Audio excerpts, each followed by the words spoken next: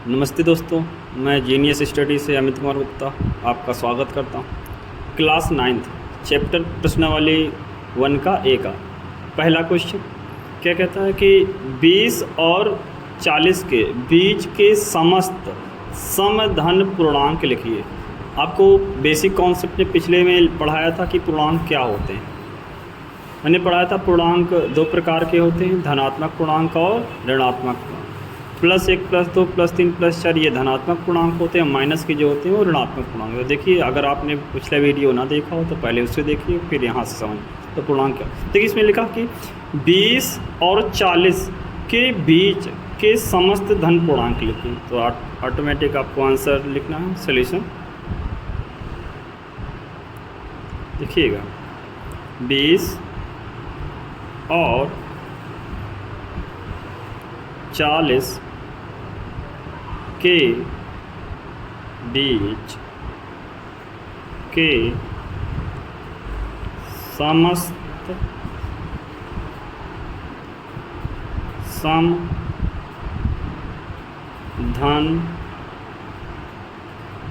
पूर्णांक,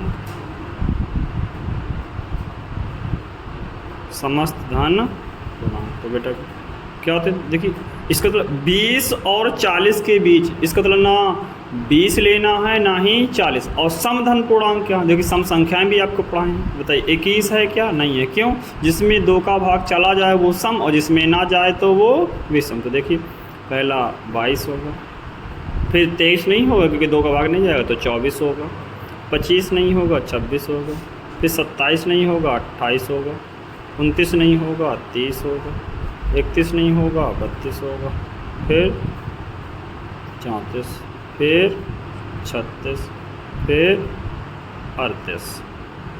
ये हो गया आपका आंसर। अब देखिए अगला क्वेश्चन है दूसरा नंबर। वो कह रहा 1 से 10 तक अभाज्य धन पूर्णांक संख्या। तो देखिए आपको ये क्वेश्चन करने से पहले आपको आना चाहिए अभाज्य संख्याएं क्या होती हैं। तो मैंने जैसा कि बताया आपको पिछले वीडियो में बेसिक कॉन्सेप्ट में ये सारी बता दी गई हैं। तो अगर आप अभाज्य संख्याएं ना जानते हो तो पिछला वीडियो देखिए। देखिए इसका सलूशन कैसे करते हैं।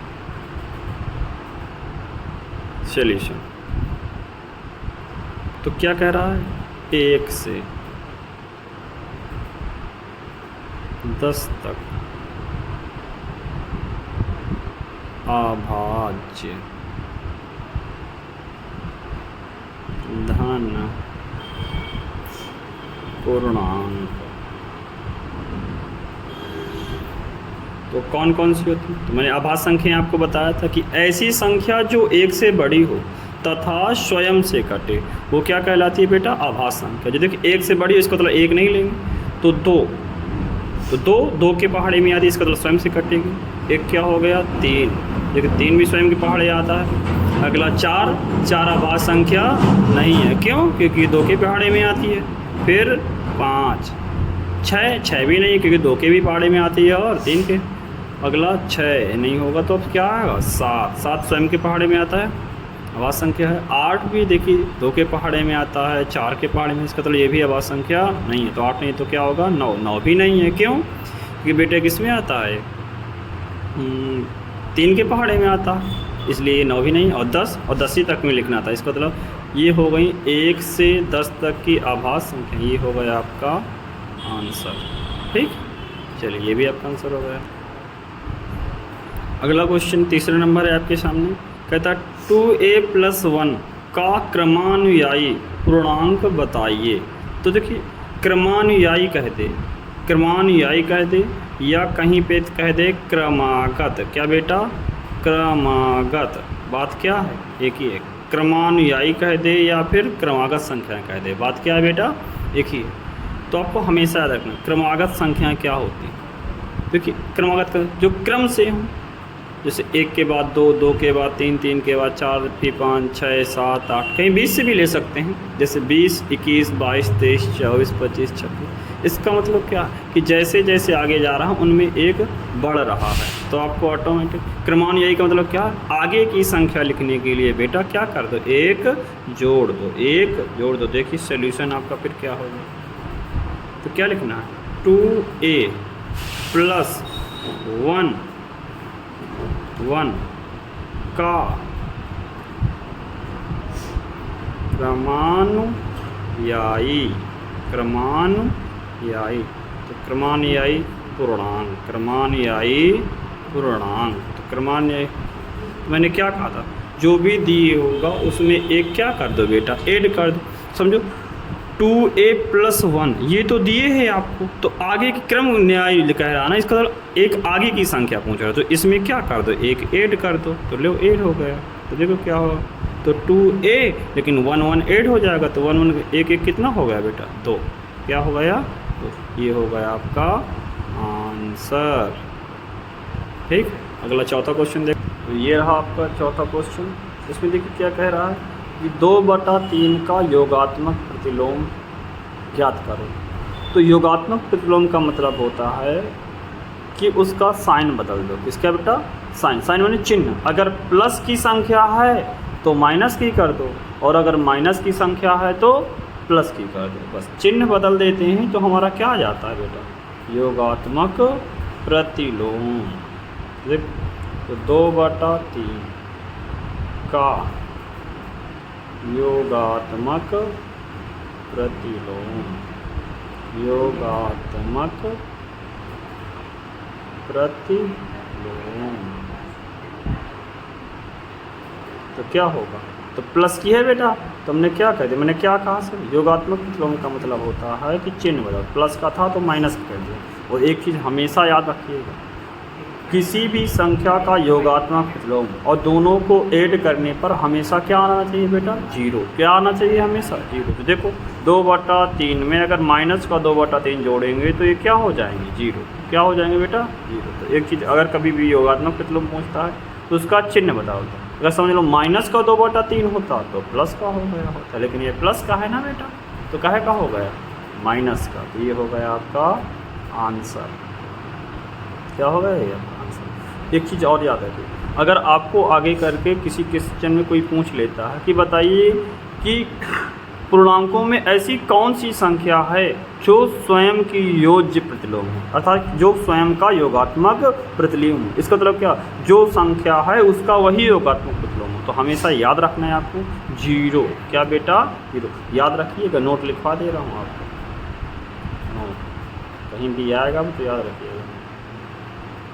0, क्या बेटा, 0, 0 याद रखिएगा। 0 का योगात्मक प्रतिलोम, योगात्मक प्रतिलोम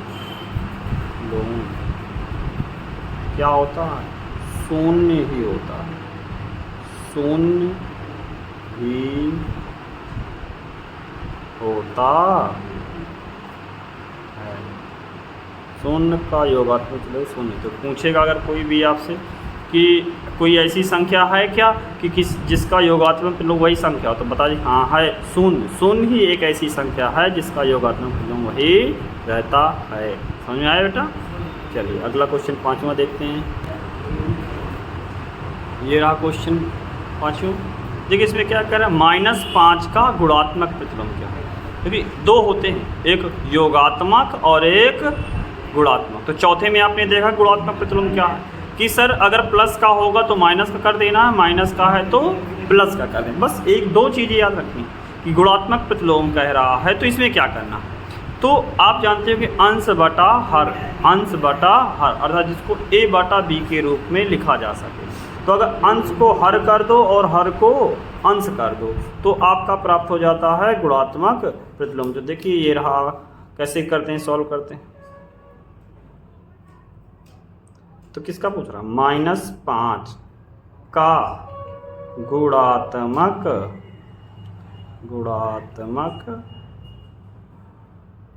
प्रतिलोम, योगात्मक प्रतिलोम। तो देखिए क्या मैंने कहा कि अंश को हर, हर को अंश। तो आप कह रहे होंगे सर इसमें तो अंश बटा हर दिख ही नहीं रहा। तो याद रखिए अगर कभी एक नंबर लिखी है अंश बटा हर के रूप में नहीं लिखी है तो सबके बटे में क्या होता है बेटा, 1 होता है। लिखा हो, अगर नहीं, क्योंकि किसी के बटे में अगर कुछ ना दिख रहा हो तो हमेशा क्या होता है, एक होता है। तो मान लीजिए कि यहाँ पे क्या है बेटा, एक है, तो मैंने क्या कहा, ऊपर का नीचे, नीचे का ऊपर। याद है, अगर आंसर ना है तो आपको नीचे वाला ऊपर, ऊपर वाला नीचे कर देते हैं, तो क्या प्राप्त हो जाता है आपका, गुणात्मक प्रतिलोम। तो देखो नीचे कुछ नहीं है तो क्या है बेटा, क्या है बेटा, एक है। इसका सर एक ऊपर कर दिया और नीचे 5 कर दिया। देखिए अंश का हर हो गया, हर का अंश, एक्सचेंज कर दिया। सर चिन्ह थोड़ी बदलेंगे बेटा, क्योंकि हम क्या कर रहे हैं, गुणात्मक प्रतिलोम। गुणात्मक प्रतिलोम क्या होता है कि नीचे का ऊपर, ऊपर का नीचे कर दिया जाता, तो क्या हो जाता है, गुणात्मक प्रतिलोम। तो 2 चीज़ें आपको हमेशा याद रखना है कि योगात्मक प्रतिलोम में चिन्ह बदल देते हैं और गुणात्मक प्रतिलोम में ऊपर का नीचे, नीचे का ऊपर, अर्थात अंश को हर, हर को अंश। तो आपको मैंने योगात्मक प्रतिलोम में एक नोट दिखवाया था, क्या बताया था कि क्या कोई ऐसी संख्या है जो स्वयं का योगात्मक प्रतिलोम होती है, तो मैंने आपको बताया शून्य। शून्य एक ऐसी संख्या है जिसका योगात्मक प्रतिलोम शून्य ही होता। तो आप पूछेंगे क्या सर गुणात्मक प्रतिलोम में भी ऐसा कुछ होता है क्या, तो याद रखिएगा, कोई पूछे कि कोई ऐसी संख्या है क्या जिसका गुणात्मक प्रतिलोम स्वयं वही होती हो, तो हाँ होती है। तो बेटा याद रखिएगा 1 होती है। क्या होती है, 1। तो देख लीजिए, नोट लिख लीजिएगा और याद भी रखिएगा। देखिए ये जरूरी नहीं कि सर क्वेश्चन तो नहीं आ रहा तो क्यों बता रहे हैं, आपको नॉलेज के लिए भी पता होना चाहिए। जो नोट क्या याद रखिएगा कि 1 एक का गुणात्मक, क्या बेटा, गुणात्मक प्रतिलोम, एक का गुणात्मक प्रतिलोम एक ही होता है, एक ही होता है। तो याद रखेंगे बेटा। अब कैसे सर कैसे, अच्छा मैंने बताया था आपको कि सबके बटे में एक होता है। तो मान लो कि इसके बटे में एक है और इसका योगात्मक प्रतिलोम क्या होगा, नीचे ऊपर कर दो, 1/1। और मैंने कहा था किसी के बटे में एक लिखो या फिर ना लिखो, कोई इफेक्ट नहीं पड़ता है। तो देखिए, तो याद रखिए, कोई पूछे तो याद रखिएगा कि एक का गुणात्मक प्रतिलोम एक ही होता है। तो ठीक है बेटा, अगला क्वेश्चन देखते हैं छठवां।